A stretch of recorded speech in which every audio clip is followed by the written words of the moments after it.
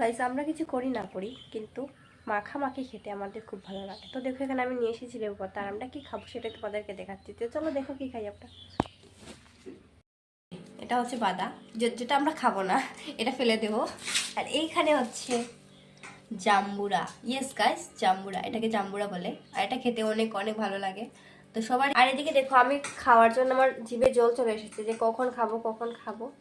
তো তোমরা দেখতে থাকো, এনজয় করো, জিভে জল আনো, তোমরাও বানিয়ে খেয়ে ফেলো, আমাদের সাথে শেয়ার করে দিও।